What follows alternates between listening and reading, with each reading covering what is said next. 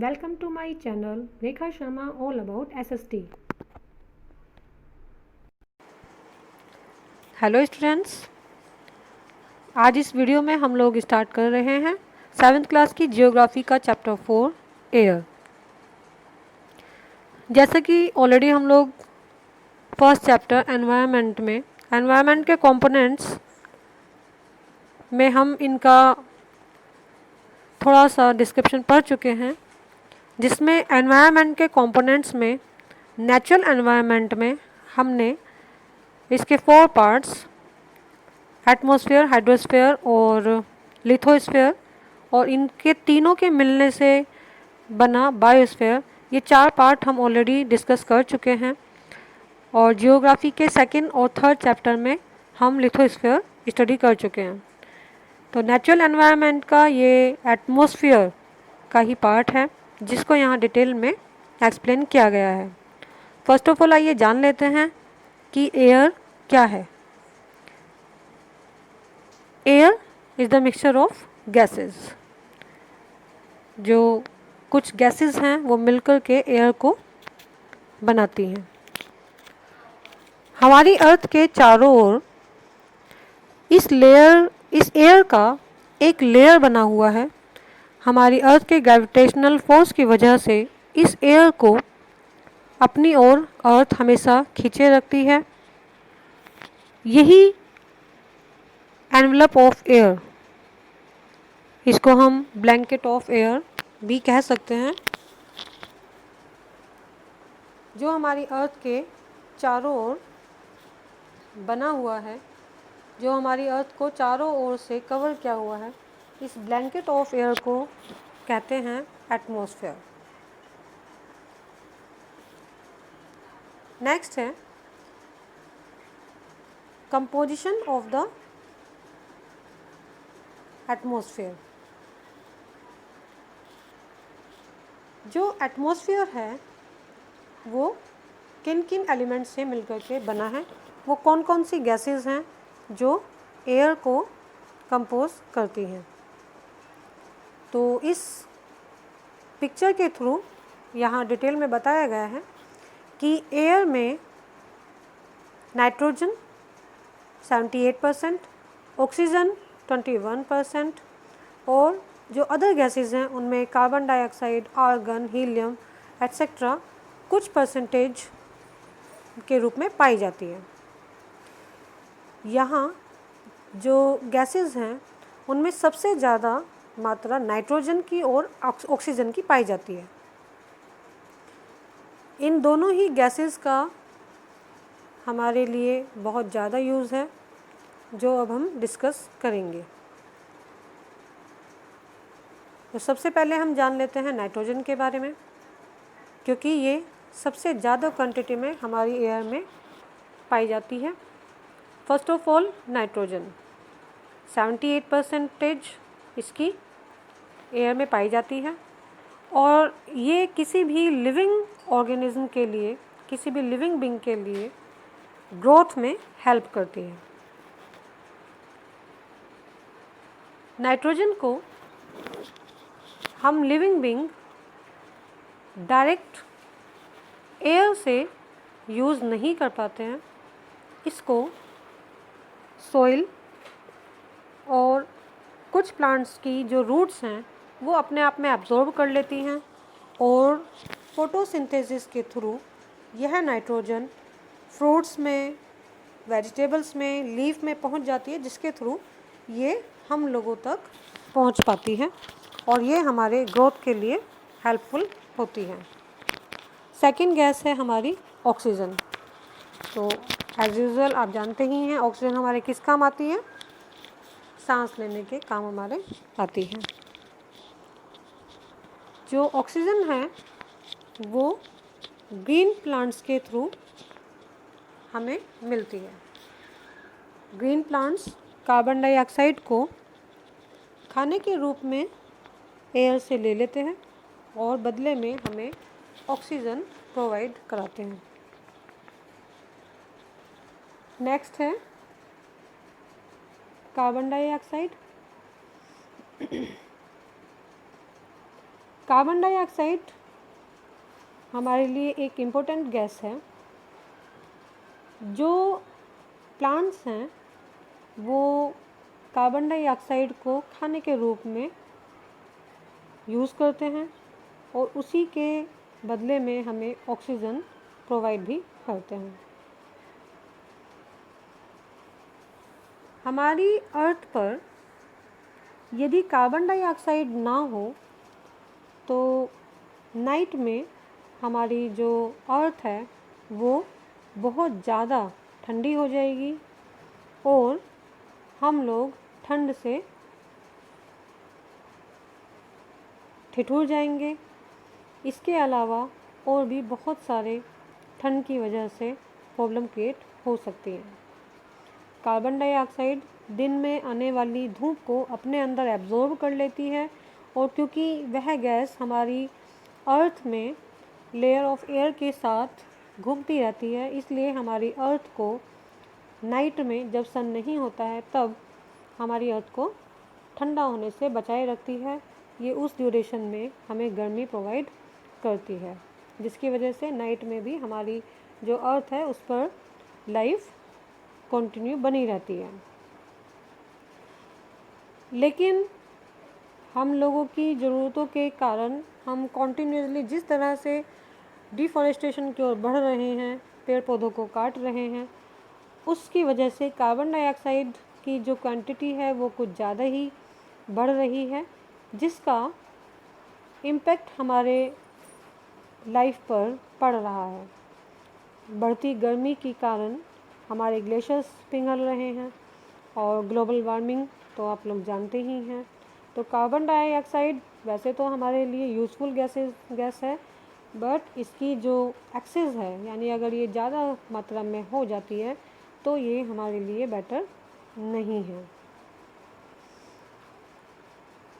After that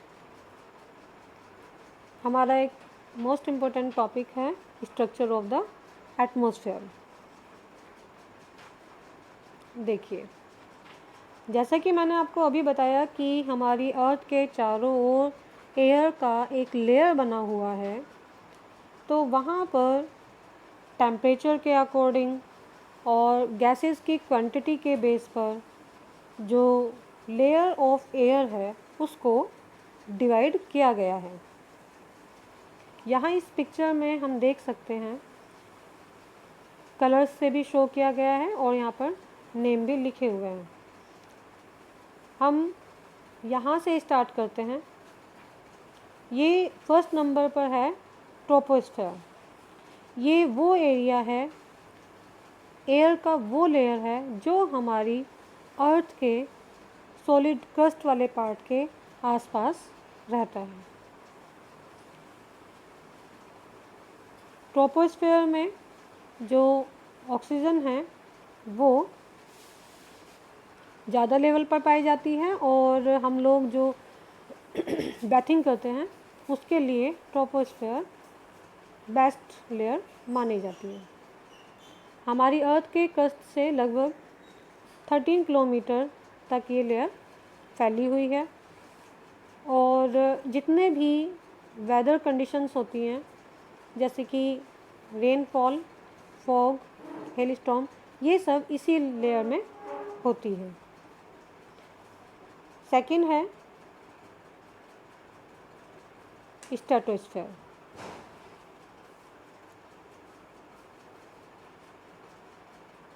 troposphere के ऊपर जो लेयर शुरू होती है उसको हम कहते हैं स्ट्रेटोस्फेयर।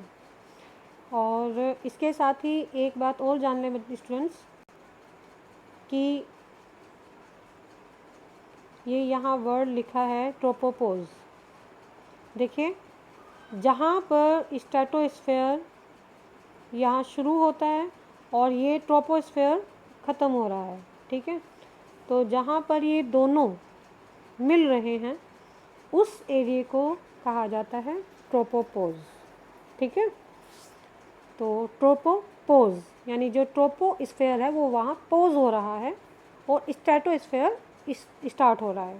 अंडरस्टूड? ट्रोपोस्फेयर पोज हो रहा है यानी वहाँ पर वो फिनिश हो रहा है और स्ट्रेटोस्फेयर स्टार्ट हो रहा है, तो ट्रोपोपोज।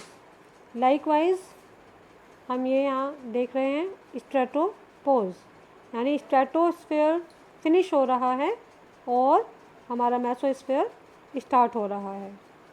तो इसके बाद ये मेसोस्फेयर, आई थिंक अब आप इसको समझ भी रहे होंगे, ईजिली आपको समझ आ जाएगा कि जब हमारा ट्रोपोस्फेयर फिनिश हुआ, ट्रोपोपोज, और स्ट्रेटोस्फेयर स्टार्ट हो गया।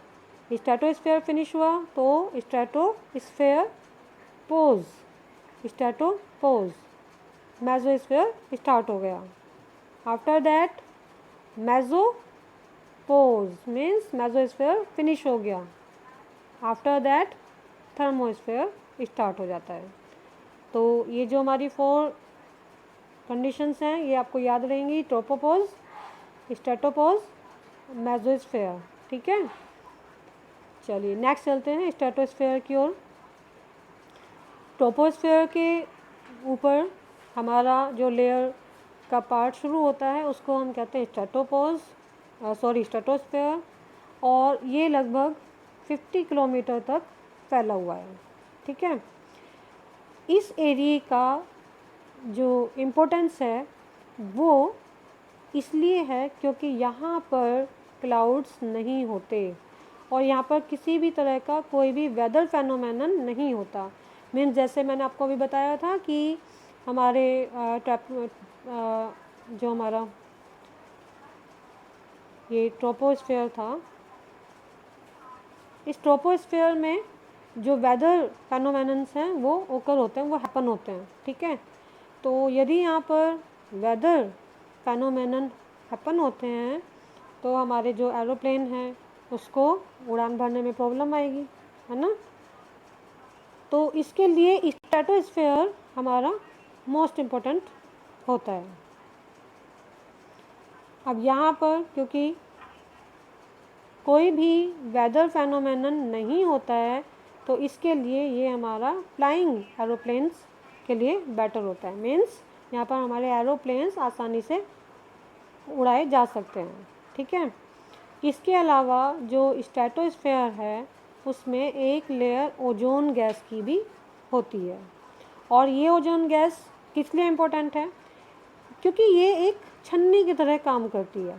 ठीक है, देखिए जैसे आप चाय छानते हैं, छन्नी का यूज़ करते हैं, उसी तरह से जब सन की अल्ट्रावायलेट रेज़ हमारी अर्थ पर आती हैं तो ओजोन गैस का जो लेयर है वो छन्नी का काम करता है, और सन की जो रेज़ हैं वो इस ओजोन लेयर से छन करके हमारी अर्थ तक पहुंचती है। ठीक है, और उसका क्या फ़ायदा होता है कि जो स्कॉचिंग हीट होती है उससे हम बच जाते हैं। ठीक है, जो सन रेज़ होता है ना, सन की जो रेज़ होती हैं उनके अंदर जो स्कॉचिंग हीट होती है वो बहुत ज़्यादा झुलसाने वाली जो हीट होती है उससे हम बच जाते हैं। तो बहुत सारे जो स्किन प्रॉब्लम्स होती हैं वो हमें नहीं होंगी। ठीक है, तो जो ओजोन लेयर है वो कहाँ पर होती है, स्ट्रेटोस्फेयर में होती है। तो स्ट्रेटोस्फेयर के 2 इम्पोर्टेंट फैक्ट्स, पहला यहाँ पर एरोप्लेन्स उड़ाए जा सकते हैं क्योंकि यहाँ पर किसी भी तरह का वेदर फेनोमेनन नहीं होता।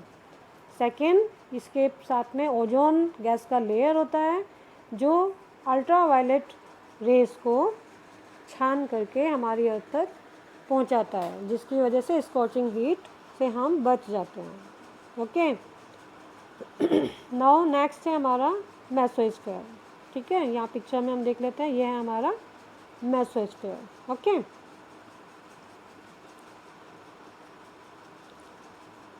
Third layer of the atmosphere, और ये स्ट्रेटोस्फेयर के ऊपर लगभग 80 किलोमीटर तक पाया जाता है। ठीक है, अब मेसोस्फेयर में होता क्या है, ये देखिए लिखा है मेटेराइट्स। ठीक है, जो मीटेराइट्स होते हैं burn up in this layer, इस लेयर में आकर के वो बर्न हो जाते हैं। आपने 6th क्लास में जब फर्स्ट चैप्टर पढ़ा था तो उसमें आपने ये जाना होगा कि मीटेराइट्स होते हैं जो हमारी अर्थ पर कई बार अर्थ के फोर्स की वजह से अट्रैक्ट हो जाते हैं और हमारे एटमॉस्फेयर में वो एंट्री कर जाते हैं। ठीक है। तो मेसोस्फीयर में जब वो एंट्री करते हैं तो यहाँ पर फ्रिक्शन की वजह से वो जल उठते हैं। और कई बार हम कहते हैं ना कि टूटता हुआ तारा हमने देखा, तो वो टूटता हुआ तारा यही मीटेओराइट्स होते हैं जो मेसोस्फीयर में आने के बाद फ्रिक्शन की वजह से जल उठते हैं। और क्योंकि वो बहुत स्पीड से अर्थ की तरफ आ रहे हैं, ग्रेविटेशनल फोर्स उसको अपनी ओर अट्रैक्ट कर रहा है, तो वो बस हमें क्षण भर के लिए दिखते हैं, पलक भर कर हम उसको देख पाते हैं और वो हमारी आंखों से ओझल हो जाते हैं और हमें लगता है कि वो टूटता हुआ तारा है। ठीक है, लेकिन वो टूटा हुआ तारा नहीं होता है, वो होते हैं मीटेओराइट्स। ओके, जो मेसोस्फीयर में फ्रिक्शन की वजह से जल उठते हैं और ग्रेविटेशनल फोर्स बहुत ज़्यादा होने की वजह से वो तेज़ी से हमारी अर्थ पर आकर गिर जाते हैं। ओके, नेक्स्ट है हमारा थर्मोस्फीयर। ये है हमारा थर्मोस्फीयर। ठीक है, अब ये थर्मोस्फीयर का क्या इम्पोर्टेंस है, देखिए सबसे पहले तो मैं आपको इसका एक नाम थोड़ा सा दूसरा बताता हूँ। यहाँ पर एक वर्ड है थर्मोस्फीयर और इसका सेकंड नाम है आयनोस्फीयर। ठीक है, जब आप इसको आयनोस्फीयर के नाम से याद रखेंगे तो आपको इसका जो फैक्ट है वो भी इजीली लर्न हो जाएगा। थर्मोस्फीयर क्या है? थर्मोस्फीयर में जो टेम्परेचर होता है वो बहुत तेज़ी से स्पीड से बढ़ जाता है। ठीक है, यानी यहाँ का जो टेम्परेचर होता है वो बहुत हाई होता है। ठीक है, अब यहाँ पे ionosphere is a part of this layer, इसीलिए मैंने आपसे बताया था ना कि हम इसको आयनोस्फीयर भी बोलते हैं। थर्मोस्फीयर में आयन्स पाए जाते हैं। ठीक है, और क्योंकि यहाँ पर टेम्परेचर बहुत हाई होता है तो यहाँ पर क्या होता है कि जो जो आयन्स हैं वो इलेक्ट्रिकली चार्ज हो जाते हैं। ठीक है, और जब वो इलेक्ट्रिकली चार्ज हो जाते हैं तो वो हमारे किस काम आते हैं? वो हमारे रेडियो ट्रांसमिशन के काम आते हैं। मीन्स हम जो रेडियो और टेलीविज़न्स पर, फ़ोन पर जो हम एक दूसरे की बात सुन पाते हैं इतनी दूर से, वो किस वजह से होता है? रेडियो ट्रांसमिशन वो थर्मोस्फीयर में पाए जाने वाले आयन्स की वजह से होता है। ठीक है, तो थर्मोस्फीयर तो हमारे लिए बहुत इम्पोर्टेंट रखता है ना। तो इतना आई होप स्टूडेंट्स कि आपको समझ में आ गया होगा। तो थर्मोस्फीयर के बारे में यहाँ पे थोड़ा सा और डिटेल दिया गया है। Now do you understand why poles are covered with snow?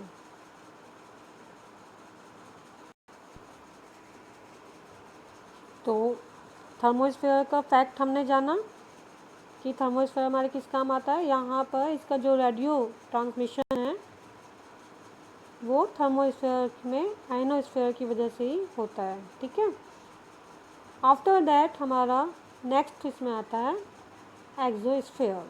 ठीक है, एग्जिट आप वर्ड पढ़ते हैं ना, एग्जिट का मतलब क्या होता है? बाहर निकल जाना।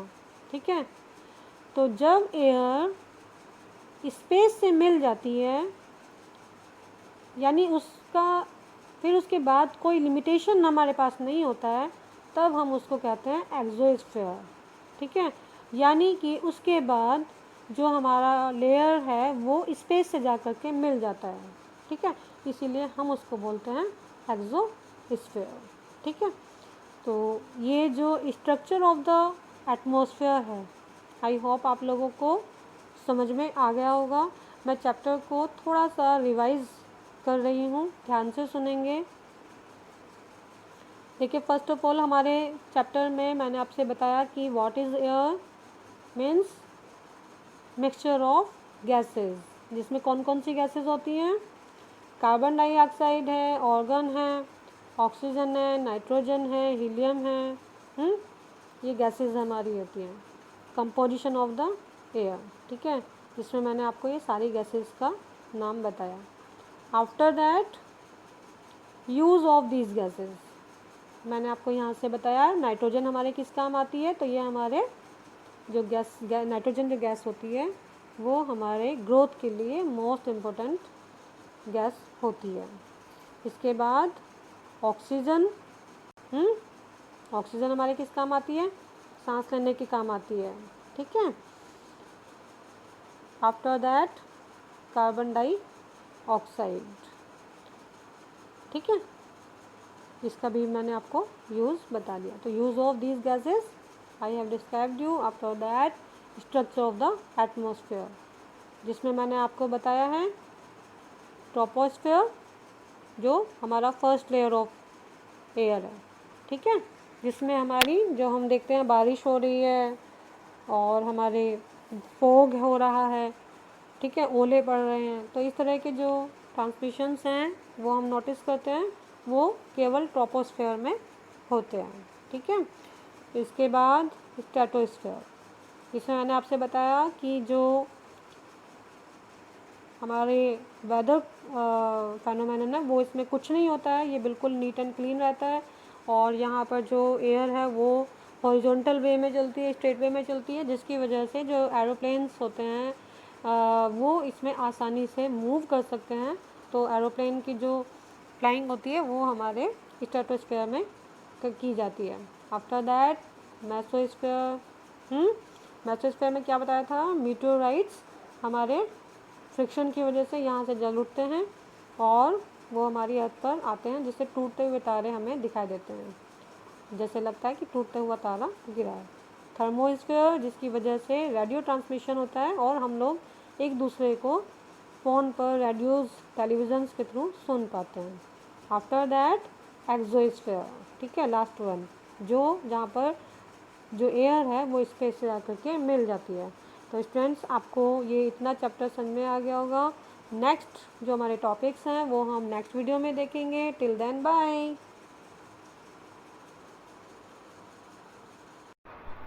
Please subscribe and like my YouTube channel and press the bell icon also, so that you can get notification of my new videos. Thank you.